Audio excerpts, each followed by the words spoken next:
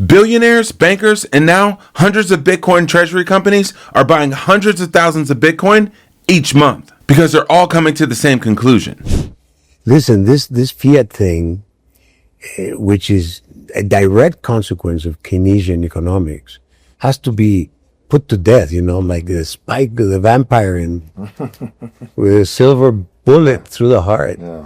We really need to get rid of fiat. The game can only go on for so long. This train never stops, and the beautiful bill will not get us out of this. And Elon is not the only person who recognizes the truth. Fiat is hopeless. The avalanche of capital flowing into Bitcoin isn't stopping. We're on the brink of a breakout, and I'm going to show that to you today. This is Dante Coke with Bitcoin Simply.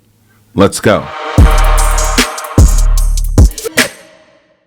The hits keep coming, and global capital continues to flow into Bitcoin. Bitcoin is at some of the least volatile levels we've ever seen. In fact, Bitcoin just made its highest weekly close ever at just over 109K. And that's because there's a constant flow of capital coming into Bitcoin on the backs of recommendations like these from Kalamos, a $40 billion hedge fund who says that you should allocate 10% of your portfolio to Bitcoin, which is going to overtake equities and gold in the future. The capital is coming from companies like MicroStrategy, who continues to find more creative ways to stack more corn, like with Stride, an at-the-money offering where they're going to raise $4.2 billion more to buy Bitcoin. Or Bitcoin venture capital firm Ego Death Capital, which just raised $100 million to plow more money into Bitcoin startups, which are transforming fiat currencies that are becoming worth less into an appreciating fixed hard asset like Bitcoin, which is becoming worth more. And that's because honestly, there's nowhere else to invest right now. Japan was the Earth's bond yield anchor for decades. Central bankers didn't distort the cost of capital as frequently as they do now.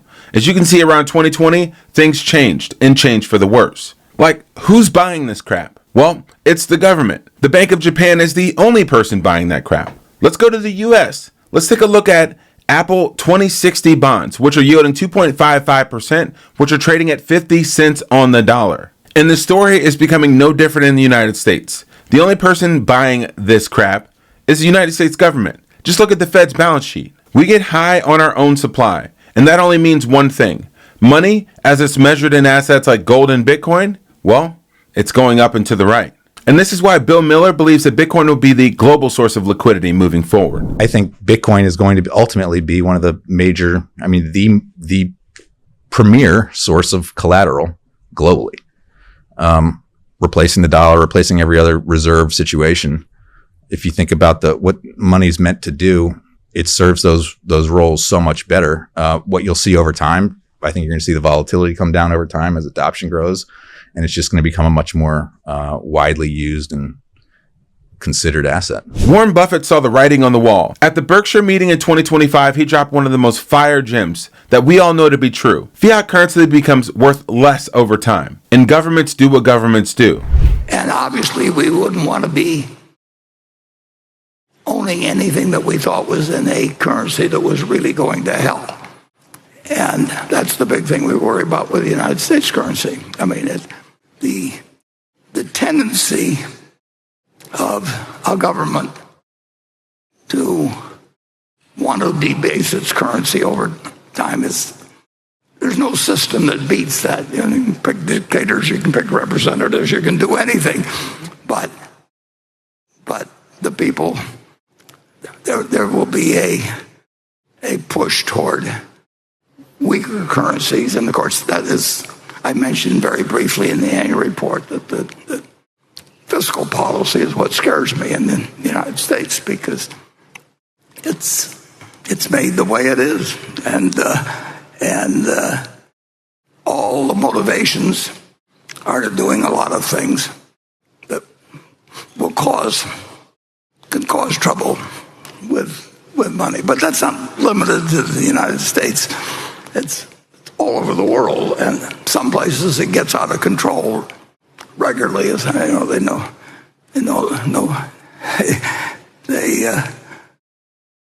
devalue at rates that are breathtaking, and that's continued. I mean, and people can study economics, and you can have all kinds of arrangements, but in the end, if you've got people that control the currency,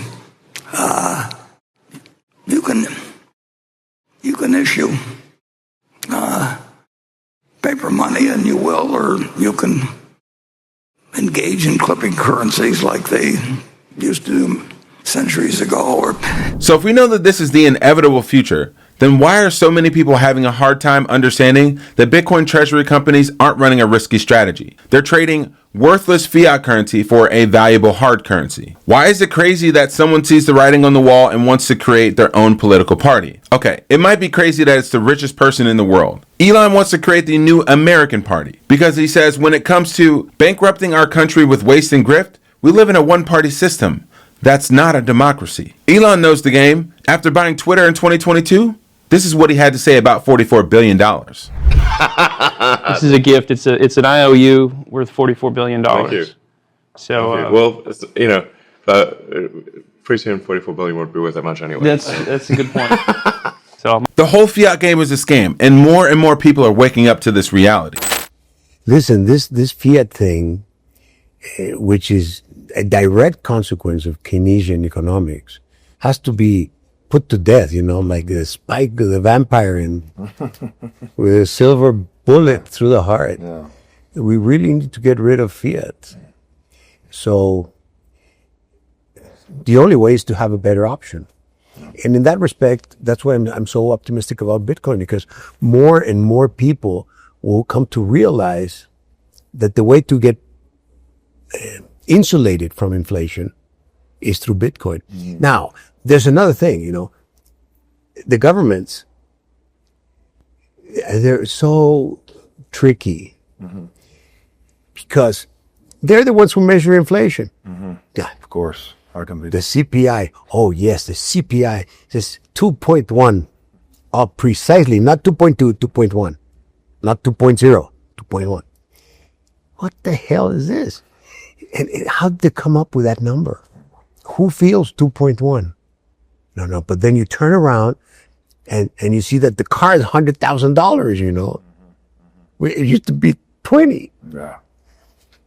It's such a scam. I just don't believe it. It's hard to believe that the more people don't realize it. It is actually believed that more people don't see it. But for the people that do, they've been working with companies like Ledn to not actually sell the hard and valuable asset, Bitcoin, for fiat currency. They unlock liquidity in their Bitcoin and not sell their Bitcoin by taking out a Bitcoin-backed loan from Ledn. They've issued over $9 billion worth of loans to tens of thousands of customers since 2018 and have over 1,000 five-star customer reviews to prove it. Loans get in your account in less than 24 hours, and they start at just 12.4% or 0.25% off of that if you go to the link learn.ledn.io/simply. Fiat currency is worthless. One of the people who've long believed that fiat currency is worthless is the Bitcoin way, the leaders in helping you to protect and own Bitcoin the right way, which is in self-custody, protected from third-party exchanges and outside people who want to take your hard-earned assets. The Bitcoin way will work with you to remove your Bitcoin from exchanges confidently, safely, securely, and privately. Schedule a free 30-minute consultation with their coaches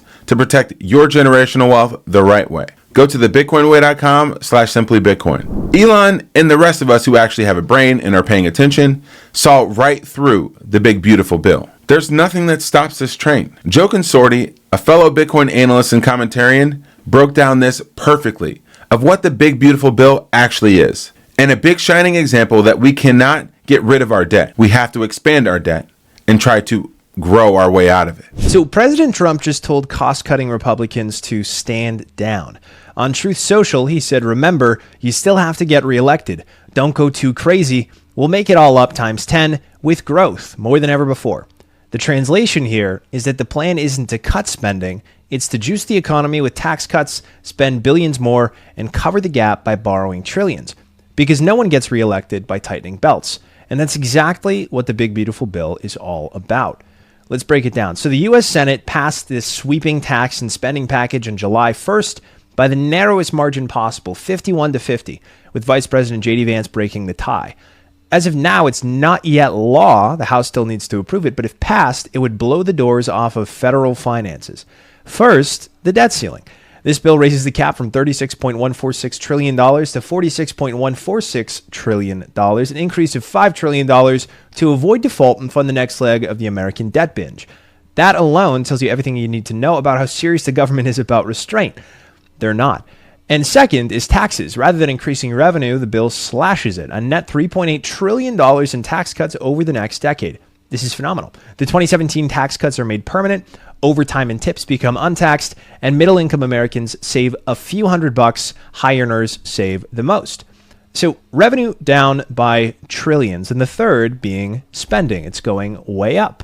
$350 billion for defense and the border wall, and $25 billion for rural hospitals, billions for NASA, new missile systems, and a National Garden of American heroes. But even after some program cuts like reductions to Medicaid, SNAP, and green energy credits, the bill still adds an estimated $3.3 trillion to the national debt over 10 years. So what's the actual plan? Run it hot. Stimulate demand, keep borrowing, and inflate the debt away. But here's what they won't say out loud. The deficit cannot be reduced. You can see right here, this is the federal deficit as a percentage of GDP. I'll explain this in a moment. But the deficit can't be reduced. Not politically, not mathematically, not structurally. Right now, the federal deficit is running at 6.6% of GDP. With a $28 trillion economy, that's a $1.85 trillion gap between what the government spends and what it takes in. So typically, during normal periods, the deficit can run anywhere from 2% to 4% of GDP, but during wartime, it rises to 6% or more. Currently, it's 6.6%, but we're not at war, and we're not in recession. This has just become standard practice. And if they did try to remove it, that would mean cutting spending or raising taxes, both of which pull money out of the economy. So government spending is a direct input into GDP, right? So cutting it would drag GDP down. Even small reductions in the deficit shrink output by more than the raw dollar amount because of the multiplier effect. So they won't reduce the deficit because they can't reduce the deficit because at the federal level, the Federal Reserve is incentivized to ensure that GDP does not go negative for 2 consecutive quarters. So they'll just keep borrowing to bridge it. Our incentives are completely misaligned in this country. Rather than focusing on individual prosperity, we're focusing on making GDP go up, even if it's at the expense of America's own citizens over a long enough time horizon. And Trump's telling you that plainly. We'll make it all up with growth, is what he said, but you can't grow out of a problem like this. The U.S. debt to GDP ratio is already over 120%. Even if we average 3% GDP for a decade, which we won't, it won't outpace a debt load growing 8 to 10% annually.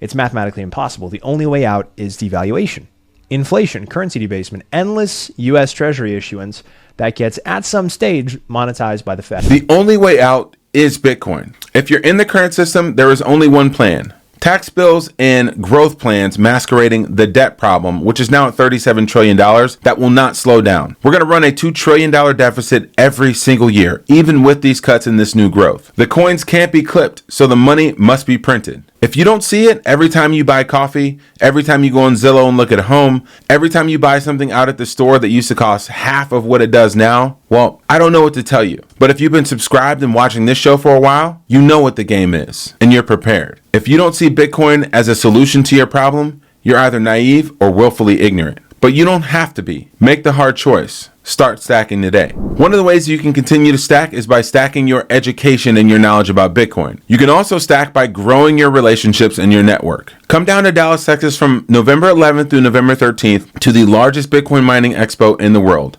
the Mining Disrupt Conference, where you can meet the makers, manufacturers, and machinists who are running the Bitcoin network behind the scenes. Get 20% off your ticket for the Mining Disrupt Conference by using the promo code SimplyBitcoin. Hopefully you're beginning to see what's actually going on out in the real world. Why everything's becoming more expensive. Why most millennials and Gen Z are becoming more and more hopeless. Why folks like Elon Musk are creating their own party. It's because when you manipulate the money, you manipulate the world. When you fix the money, you fix the world. This is Dante Coke with Bitcoin Simply.